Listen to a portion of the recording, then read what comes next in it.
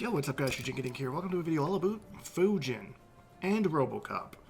I was kind of disappointed in the amount of combos that I've been able to find with these guys. I've spent the afternoon trying to figure out some interesting ways, and I can't really find out too much with them, so I decided to do them together. I've never done a combo video together, but there's just not really much to talk about here. They're both have more space control, zoning tool kind of thing, so yeah, not heavy on the combos, but we'll start with Fujin. So, Fujin's main launcher is this one right here. It's a little tricky, and I can show you a way to get some meterless damage out of it, but the kind of go-to way right now is to amplify the whirlwind.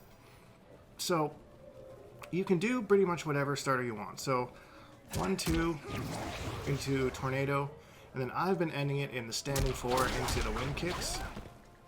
It looks really flashy, by the way. So your starter will depend on whether you're doing a punish or whether you're trying to space out. So 1-2 is going to be your quick move into your tornado, and then you know, you could do like back 1-1 into it as well. So okay, I'll get into that in a second. I'll just show you the amplified version of this first. So I think for damage wise, 4-2 into the amplified tornado is the best. And then standing 4 into the wind kick. So you did it right. It should look like this.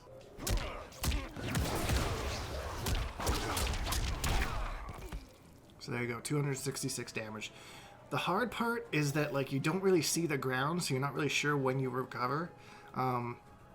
So it's really hard to time that standing 4. It's going to take some time and practice to really get that down. But just know that you can do it later than you think you can. You know, you think Sub-Zero is going to hit the ground, but he hasn't actually hit the ground yet. He's still, you're just, the camera's higher up than you think. So, okay, so here's where I'm going to talk about the meterless part of this. So, you can launch with this meterless as well. The thing is, you have to hit it late. So, if you do back 1-1 at the right distance, you can do back 1-1 again after the regular tornado. If you do it right when it first hits, you won't have enough, you'll have too much recovery to actually be able to hit a combo. So here's one example of this combo.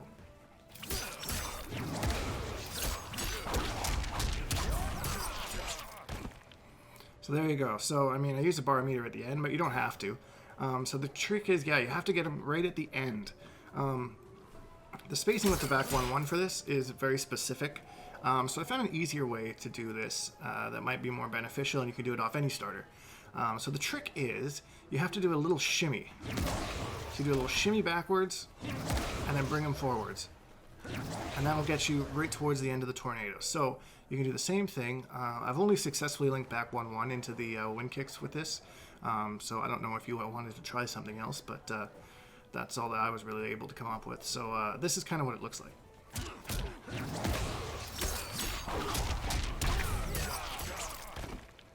So there you go. So that was off his 7 frames. So that would be like his fast starter. But yeah, you're right in your face. So you do a little shimmy, and then hit him on the way back. And then you don't have to spend the meter to launch with the tornado. We're good to go. And yeah, I mean, you might have different enders. Like I know he has a little stabby thing in the other variation, depending on what you do. But yeah, that's it for combos off the tornado that I was really able to find. I mean, I could give you different starters, but it really doesn't matter. It's all the same. You're gonna starter into the tornado and then just do your finisher. So, all right. So Robocop, fairly straightforward. He's only got 1 launcher.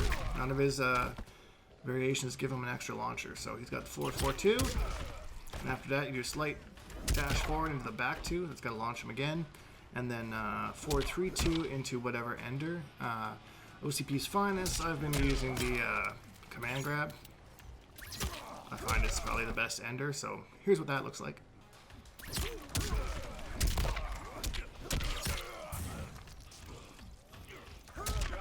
Bam, 257, and you're in the corner for a bar.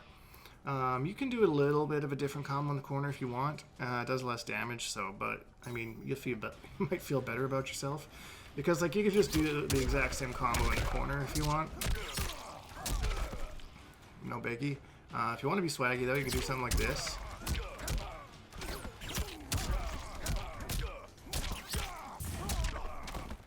That'll impress your friends, make your mom proud. And that's really, as far as combos, like that's just the main kind of combo path that he has, is off of this. Back to, and then you might switch up the ender depending on what variation he is. I can maybe give you an example of that, I suppose. All right, so prime directive, you can end it in either the low pistol or the flamethrower. Both of them kind of whiff on enhanced. See that one, you just straight up drop down. So I don't know whether that might be worth it to you or not, but I would say that one's probably better, 230 damage. So that's how you would end it in Prime Directive. That's how I would end it, one of those two ways. Alright, and then in the Paw Patrol variation, I would end it in the Chevel Trap? I'm not sure how you pronounce it, but that's kind of what I would do. It just makes the most sense to me. Do the close one, not the far one. Get their wake up, get a little bit more damage on your throw. You're laughing, Bob's your uncle. So there's some combo pass with Robocop and Fujin. Hope you guys found this helpful. If you did, please leave a like because it really helps me out, and subscribe if you haven't because we make new videos almost every single day. Hashtag Bonehawks, all that stuff, and we'll see all you guys in the next video.